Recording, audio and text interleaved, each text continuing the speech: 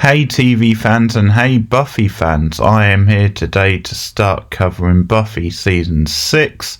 So on this video I will be talking about the two-part season opener, Bargain Parts 1 and 2.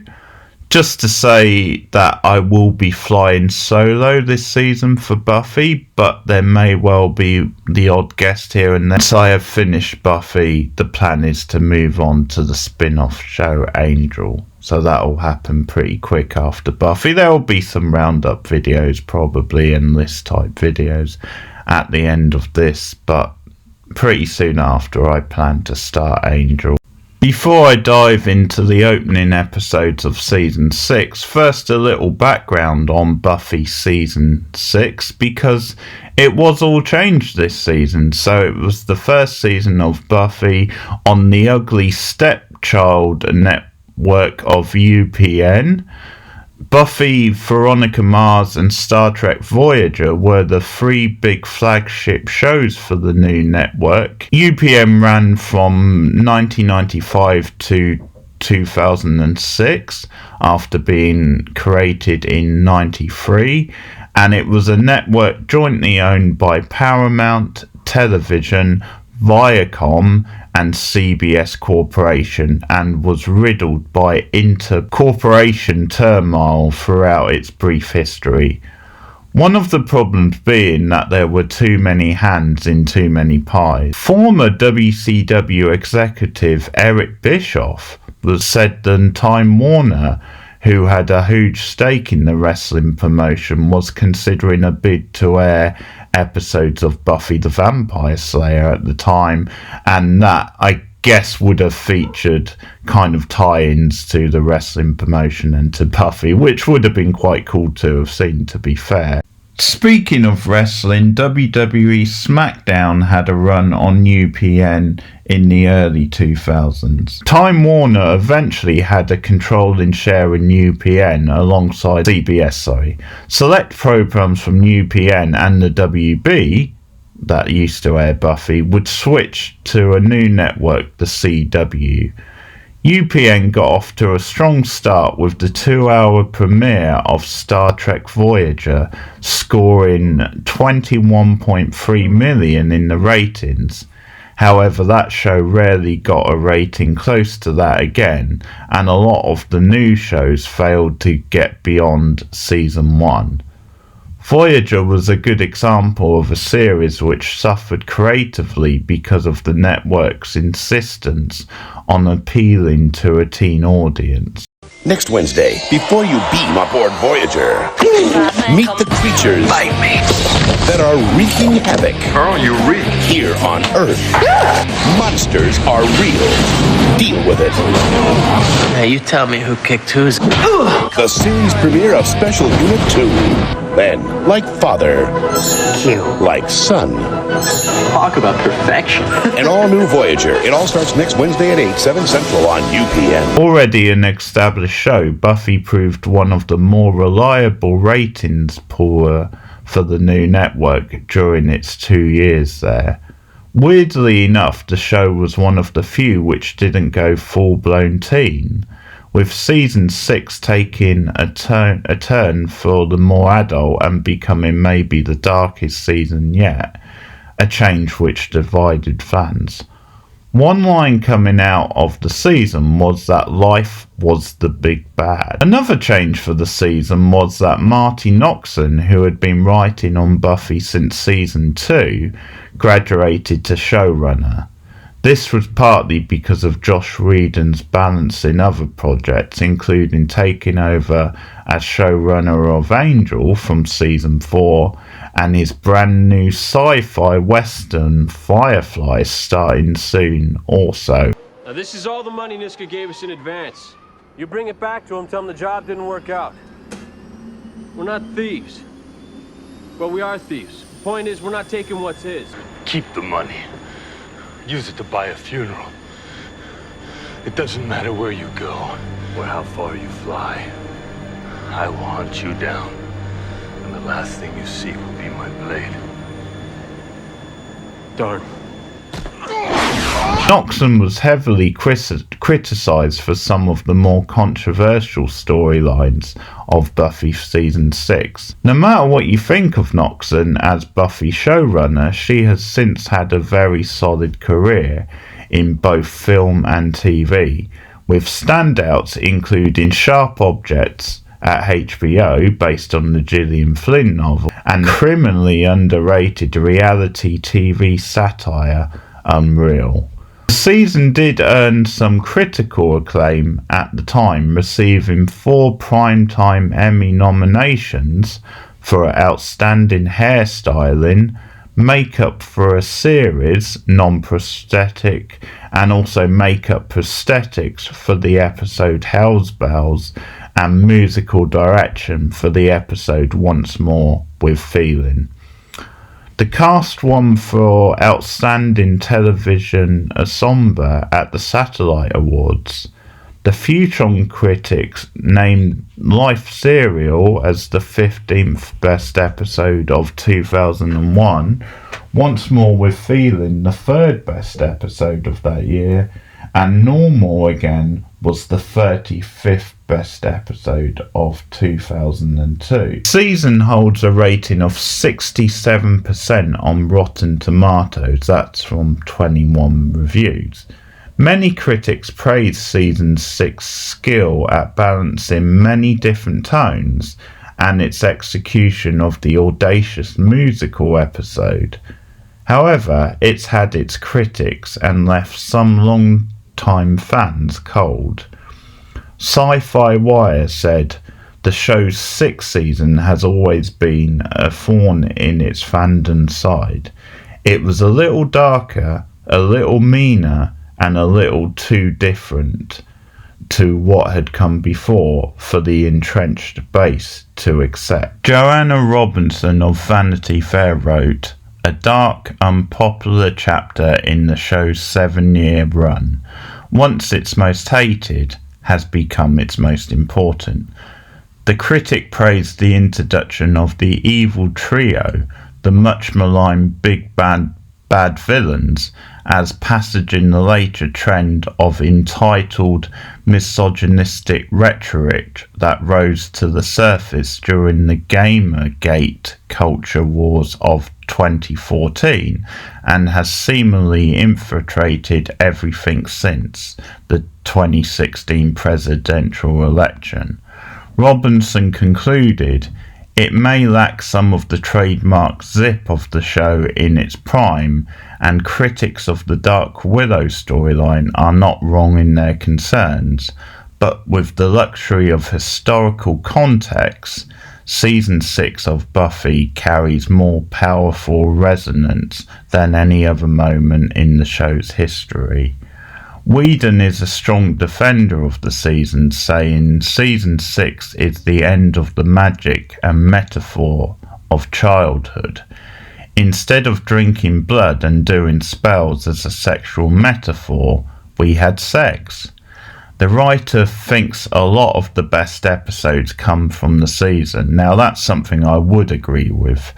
He doesn't agree with the detractors, but he understands it, and more on the controversial storylines and episodes as we work through this season. Also upgraded on the staff this season were David Fury, who became co-executive producer, Jane Edmondson, supervisor producer, Stephen S. DeKnight to the story editor, he also wrote 3 episodes, Rebecca Rand Kushner, who got promoted to story editor. She wrote 2 episodes and featured quite heavily in the final season too. Kushner, an underrated writer, also wrote for shows including Freaks and Geeks and Gilmore Girls. Drew Z. Greenberg also wrote 3 episodes. Greenberg's other TV credits include Dexter, Warehouse 13 and Agents of S.H.I.E.L.D. He also wrote for comics including the Buffy comics and Green Arrow.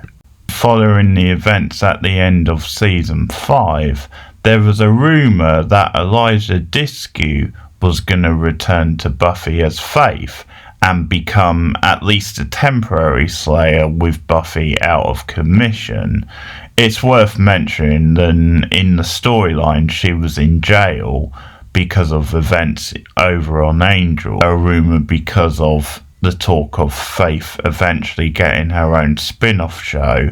In the end, she had to make do with starring in her own shows, True Calling and Dollhouse, which reunited her with Whedon. She also had bit part roles in films for a while, including as one of the lead in survival horror Wrong Turn. More on Elijah another day, but now it's time to kick off Buffy Season 6. They lost their friend. Buffy didn't die a natural death. She was killed by mystical energy. They lost their leader. Who made you the boss of the group? He did. You said Willow should be boss. And you made her this little plaque that said boss of us and purple sparkles on it. But you can't keep a good Slayer down. Buffy? Sarah Michelle Gellar. Is it you? Buffy the Vampire Slayer. Bargain Parts 1 and 2 both aired back to back on October the 2nd, 2001. Both episodes directed by David Grossman. Marty Noxon wrote Part 1, David Fiore Part 2. Both scored a very solid 7.65 Nelson ratings. Part 1 is rated 8.1 on IMDb, Part 2 gets an 8.2. With Buffy dead for 5 months, Willow and her ever-increasing powers is the leader on patrols for the Scoobies, with the imperfect Buffy bot masquerading as the Slayer and appearing as Dawn's guardian at school events. Giles decides to pack up the magic box and head home for England.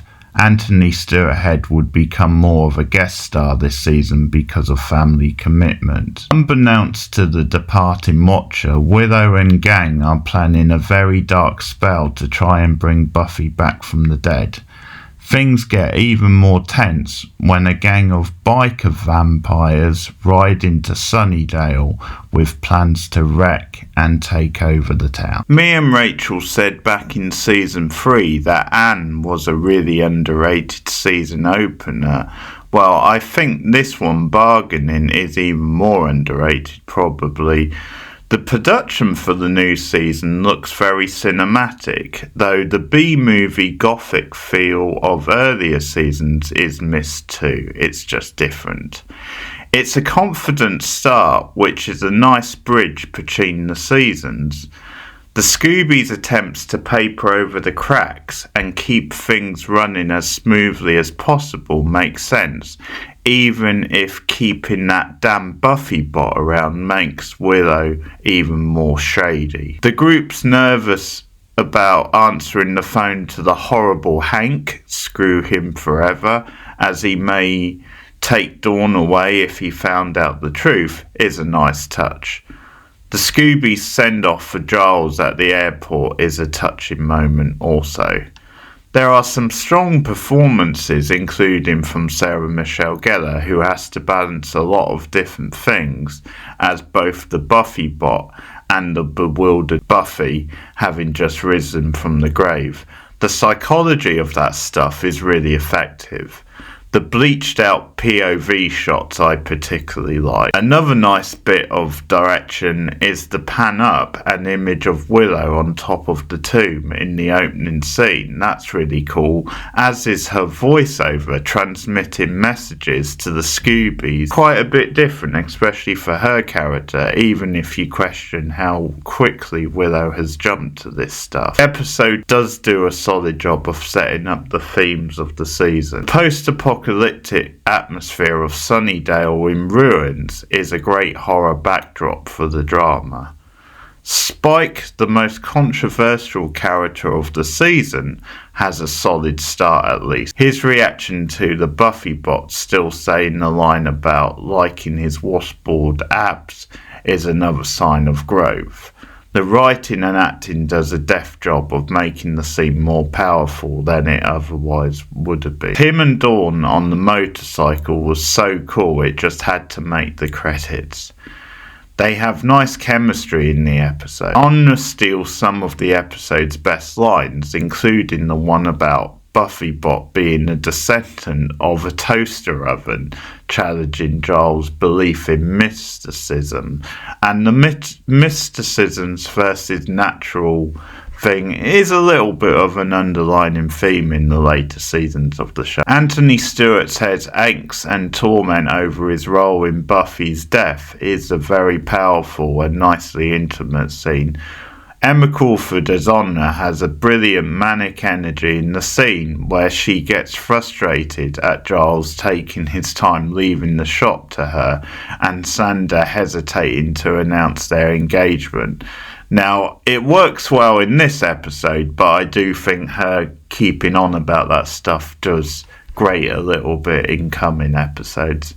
Gag of the episode is on buying the urn for Willow's spell off eBay, that's very 2001, and trading it for a Backstreet Boys lunchbox, also very 2001. The Anna Terra combination is a nice surprise. They team up when the group gets separated after the biker gang hit town. It's a fresh pair and we don't get enough. The characters actually have more in common than you would think. Terra locating Willow with a Firefly-like probe is a nice moment too for Terra, showing off her thinking outside of the box, and also that she's capable when it comes to magic too, and that is a good use of magic. The episode has a lot of heart and emotion at times too, with the Dawn and Buffy revisiting the tower scene from the end of season 5 being a really dramatic end to the episode. It's really well acted from both. Props to Michelle Trachtenberg, R.I.P. what a sad loss she is. It's a beautiful and devastating scene, and it's much more than just a cheap callback. You told me I had to be strong, and I've tried. But it's been so hard without you. I promise I'll do better. I will. If you're with me. Stay with me. Please. I need you to live.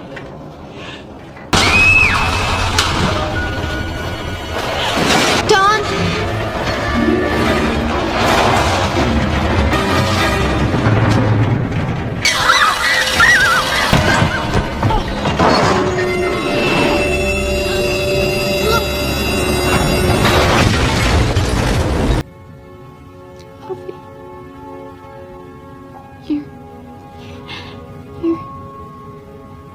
You're really here.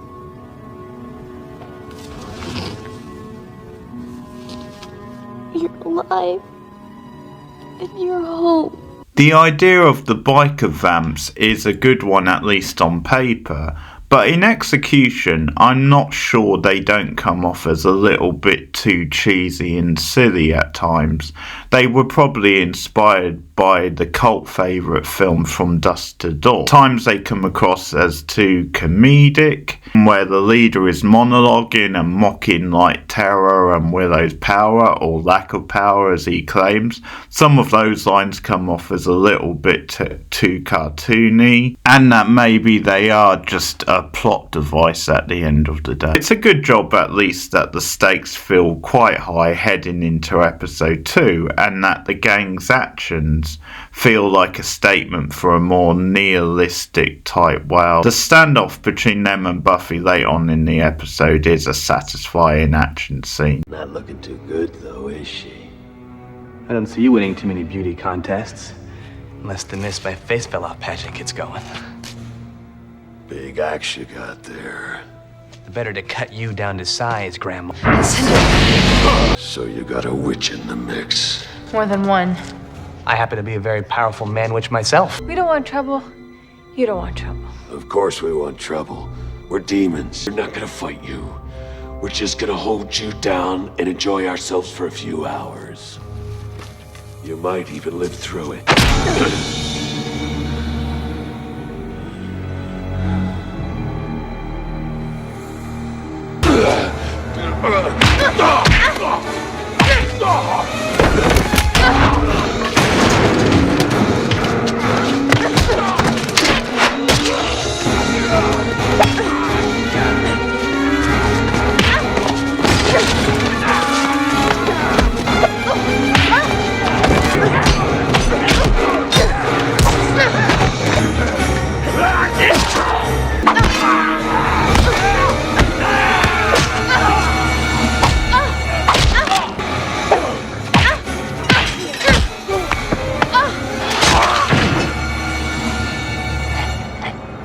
From Willow's spell are a little too cheesy and fantasy for my liking as well, but for the most part the episode gets a good balance between this stuff, and I did appreciate for such a dark episode at times how it was funny in places. There was still some of that sardonic wit which we know and love from the show.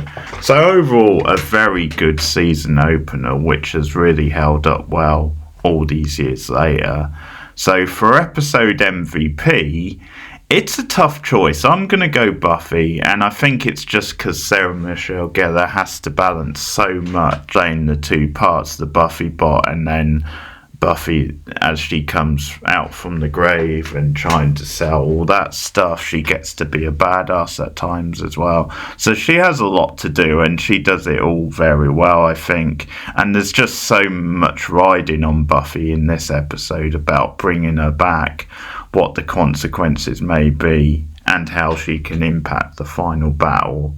And of course, the stuff with her and Dawn is at the end is just beautiful. Spike, I think, is a strong contender as well, even though he's not in the episode that much. But I love the stuff with him and Dawn. One cool bit with Spike I forgot to mention is the cigarette thing with Giles in the graveyard at the start. So Giles is in trouble and Willow keeps telling Spike, what are you doing? How? Because he lights up a cigarette and he's playing it all casual and cool. And then the thing is that he flicks the cigarette and kills the vamps that way. And he has that really funny and cool line, cup of tea, shag, it's all the same with you, Giles. Absolutely great from Spike there. And I think Dawn is a very strong contender for the episode as well. She brings a lot of the emotion and heart to the episode. Scene of the episode, no surprise, I'm going to go for the Dawn and Buffy tower scene at the end, because I think they just nailed that scene and what it represented. So very good stuff. Some great acting between the pair of them. Best pop culture reference, I'm going to give it to Xander, because his Wild Bunch line before the big fight with the vamps was very good. Overall, I will give the episode an 8 out of 10. So very strong stuff. But let me know what you guys think of Bargaining Parts 1 and 2, the double season opener for season 6. Like and subscribe as always. You can share me out on social media.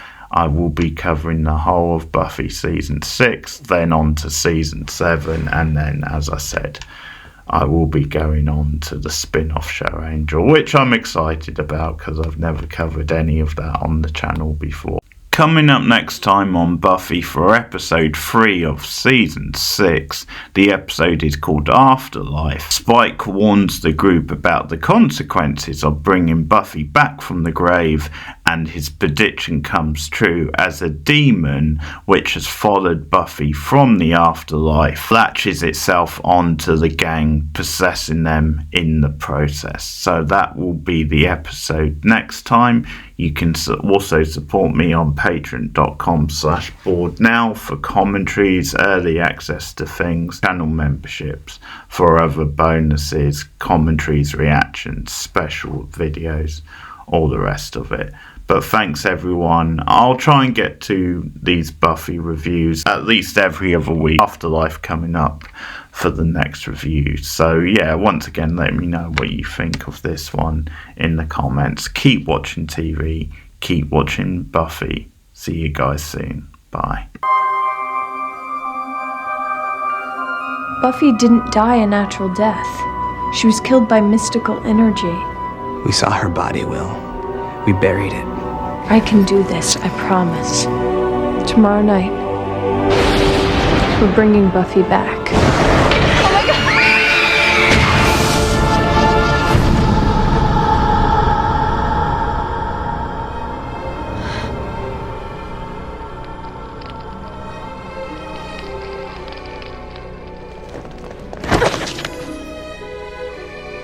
Buffy, you're back home.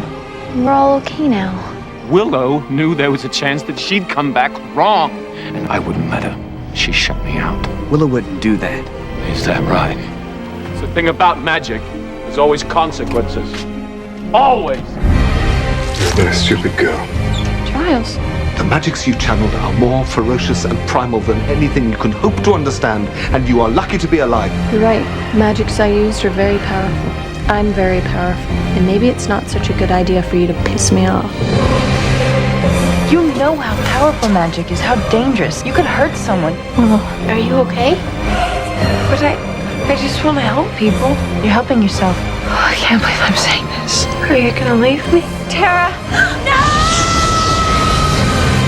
Slayer, are you okay? Wherever I was happy. Everything here is hard and violent. I've taught you all I can about being the Slayer. I can't do this without you. You can. You know what I am.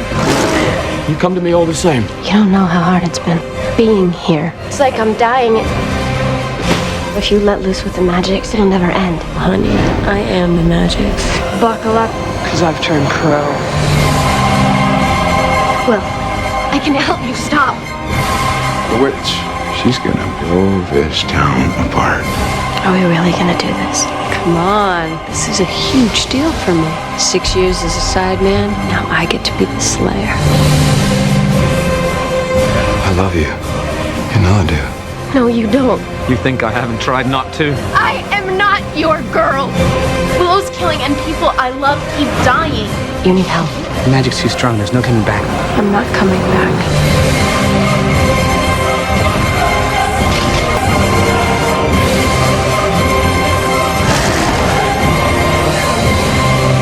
I love you.